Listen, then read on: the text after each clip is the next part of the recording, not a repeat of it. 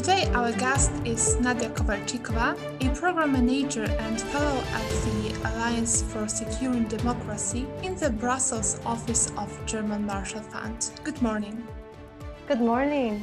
For the beginning, I would like to ask you some general question. What can be said about disinformation in Europe in the times of the COVID-19 pandemic? Can we observe any specific changes in the nature of this phenomenon? And how do authoritarian countries strive to use the pandemic for making propaganda? Good questions. I think the current public health crisis has provided a fertile ground for the deployment of manipulated information. Pandemics and also this COVID-19 pandemic has been a period that is full of uncertainty and doubts and concerns of people. And this type of periods and moments really allow for increasing certain manipulation of narratives by malign actors who want to exploit such an uncertainty that people are facing and the crisis. So, for example, what we have seen from authoritarian countries, as you asked, is that Russia and China have used, but also Iran, to a certain extent, the COVID-19 crisis as an opportunity to interfere into democratic discourse in a certain way and to present themselves as somehow internationally responsible actors, while at the same time undermining democracy's capacity to tackle the pandemic effectively. For example, they did it through spreading manipulated information about the origin of the virus, about the capacity of democracies to tackle the pandemic, or fueling tensions between certain countries, partners, allies, even between EU and NATO and member states of EU and NATO, to further drive wedges during already quite a challenging period. So, for example, you asked what was new. So one of the things is that we have seen increased assertiveness in the information space by China that before we have experienced from the Russian side with certain information operations. But during the COVID-19 pandemic, this increased presence and assertive communication in the space to undermine the efforts of the, for example, EU countries and certain specific countries to manipulate the narratives about the virus has been to a certain extent new, and also put China on the map using the toolkit of interference in a broader sense. Okay, you mentioned Russian propaganda. I would like to ask you whether is this a problem in the whole continent, or is it restricted to some areas, perhaps mostly the Baltic states or mainly our region, the Visegrad group? And what topics does Russian disinformation usually cover apart from the pandemic? Well, the information space is interconnected, so there are no barriers, there are no borders for the manipulated information flow freely as much as it's allowed for the moment. And therefore, yes, of course, the neighboring countries or historically related geographically as well, countries to Russia have been experiencing the information operations from Russia for a long time already. So their experience is very substantial. And some other countries may have been exposed to specifically, as you mentioned, Russian disinformation less to a certain extent. But I think by now, a lot of countries have realized that disinformation, also amplification of disinformation by Russia, is not specific to concrete countries all the time. And it really is trying to actually drive wedges between different countries. And that also goes beyond the Visegrad countries and Baltic countries. Also, you asked about the concrete topics. Well, beyond COVID, which is basically now the most present topic, and everything is somehow seems to be linked to COVID or to anti-vaccination information or anti-government in different countries to kind of fuel these tensions against the authorities. Of course, there have been a very long-term disinformation from Russia, for example, about NATO, the North Atlantic Treaty Organization, to kind of portray NATO in a different way as to a certain extent undermining Russia's interest, especially in certain regions. You would also see other historical topics which are quite tailored to local audiences, to certain countries. So they can really stem from immigration issues to the alliances, to the local issues within the countries, also around elections, for example. So the variety of topics is there, and they may be tailored or targeted around concrete events as well that happen within the countries that they target. And how can the governments and also non-governmental bodies combat Russian disinformation? How should it be done? Well, countering disinformation is a whole of society effort and whole of society responsibility. Non-governmental organizations, civil society, as well as other actors such as media or private sector and governments and international organizations need to coordinate their efforts to have more effective outcomes of their efforts. And NGOs play a critical role in raising awareness, for example, about the spread of disinformation, about the harmful impact it has, the potential consequences, concrete examples that people understand and can relate to it and be able to recognize and detect the disinformation when they encounter it. Also, civil society organizations NGOs organize different trainings and help, for example, increase media literacy or digital literacy. They may be certain raising awareness about some wrongdoings or loopholes to kind of bring attention to concrete issues, but also cooperate with media to deliver information or do fact-checking in some countries, debunking. And all of these efforts have been on the rise in certain countries, but overall as well. But I think deserve a lot of attention, but also need to be enhanced. This is by no means very important. Still, it can be undermined by the country's own governments also contributing to spreading disinformation. So I would like to ask you, how broad is this problem? What is the extent of this problem of our own European governments spreading disinformations in various forms, and what can the citizens do to tackle it?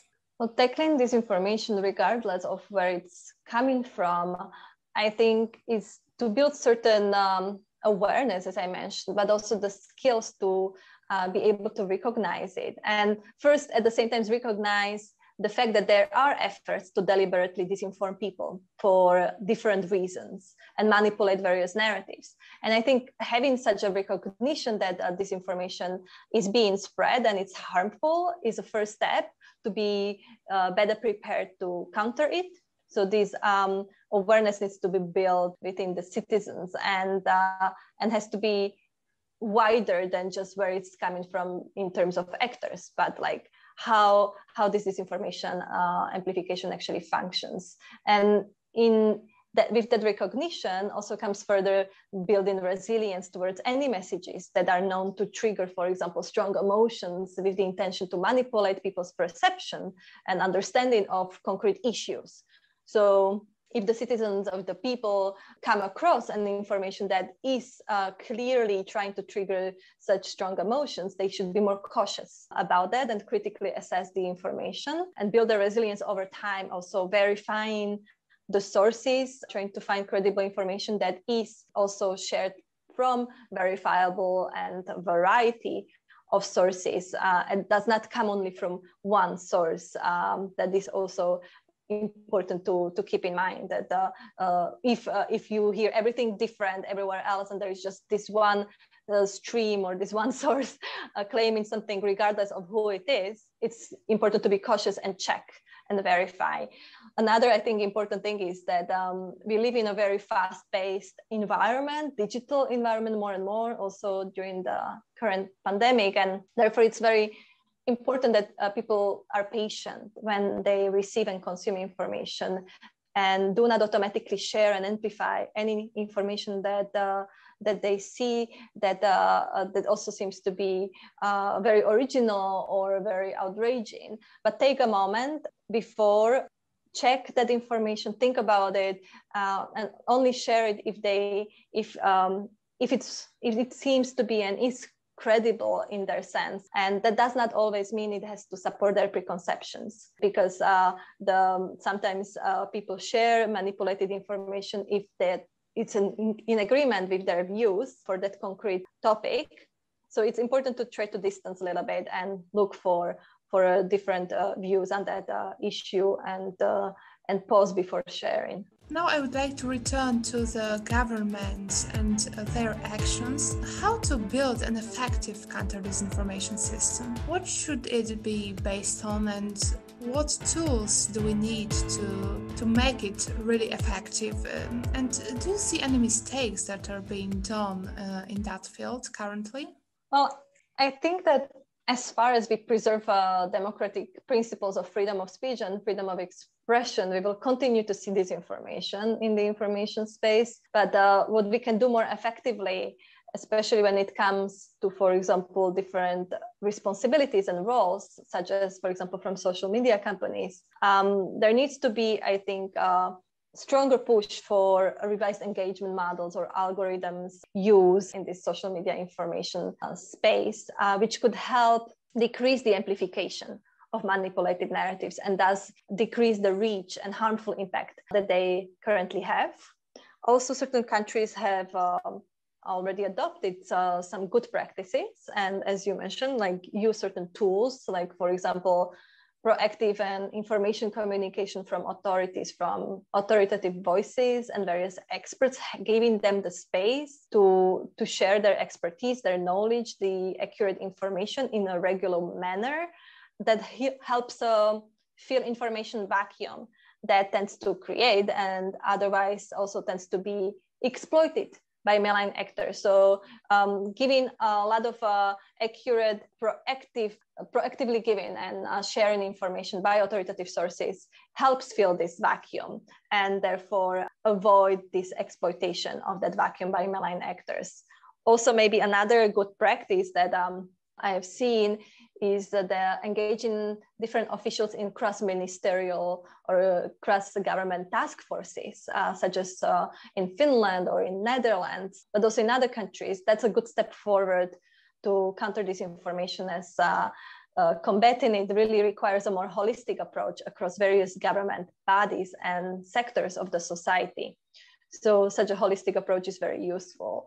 And then, I mean, as we are part of different international organizations such as the EU or NATO, it's also very important to burst information bubbles and allow for a rise of also European public sphere in Europe, as to a certain extent, where EU issues are more effectively communicated and related to the citizens of all the EU countries. So in a geographically equitable way, and in a way that speaks to them and shows how European issues are also their issues and therefore matter for them and deserve closer attention. And then it will be more difficult to drive wedges also between the countries or between the member states and EU, for example, or other organizations. So this is one of the tools that I think can be used and explored further and mitigate certain missteps or mistakes that have been done if this is not present enough. And perhaps lastly, I would say support of the independent and investigative journalism is very important. And what lessons can the Visegrad Group learn from the pandemic when it comes to the need to combat disinformation? What can it do to ensure that their own citizens of the Visegrad countries, enjoy trustworthy information from credible sources in these uncertain times? Well, I think Visegrad countries, like any other European member states, have a great access and opportunity to monitor and potentially adopt good practices from other member states and partners. So I would say what we have learned during the crisis now, but also previous crises and in general, that it's very important to have reliable sources and different reliable sources of information, quality journalism, so people can consume quality information in real time, in the time that is critical to receive the information, to assess it and to act upon it. So protecting and supporting independent investigative journalism and local journalism as media organizations play a critical role in informing citizens in an accurate and regular way is very, very important. And I think all the countries have the responsibility to protect and support this quality journalism, be it with their financial support the fact-checking bodies, quality control, to communicate credible and verifiable information to the citizens, but also to make sure that there is a variety of sources of information to engage the citizens in a democratic discourse, and that the information is shared also by the authorities in a transparent manner.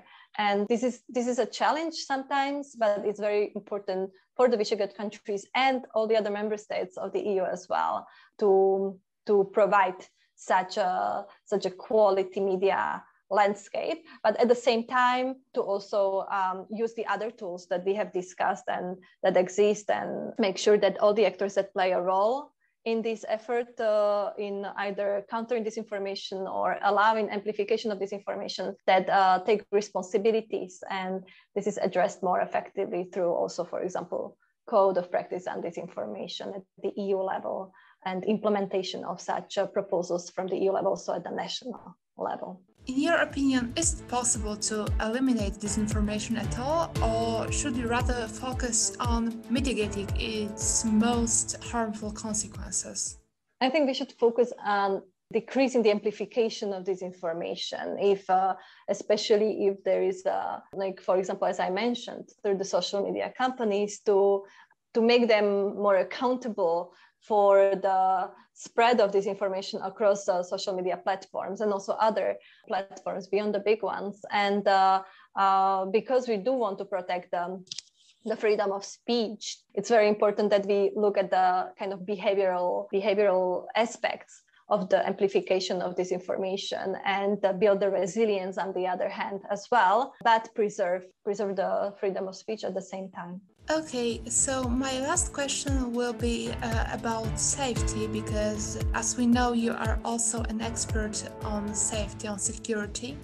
Do you see any field for cooperation for the Visegrad countries also in this field on security? Absolutely. I think Visegrad countries are actually members also of NATO, so they naturally do already cooperate on security and defense issues within this bigger alliance, and also within the efforts of the European Union. So I think Visegrad countries need to just continue to be active members and partners for each other and for other allies in these efforts that are coordinated across the alliances, and that take into consideration also the evolving security threats, and also the measures and ways to address them. Okay, thank you very much for the interview and for being our today's guest. And I wish you, of course, a good weekend. Thank you very much, Alexandra. All the best for you too. Thank you very much. Thank you for listening. This was the European Podcast. It is my pleasure to inform you that this episode is part of a series of podcasts on the topic of disinformation, implemented as part of Euractiv Poland project Information versus Disinformation, co-financed by the European Parliament. You can access more episodes on our website, Spotify and SoundCloud.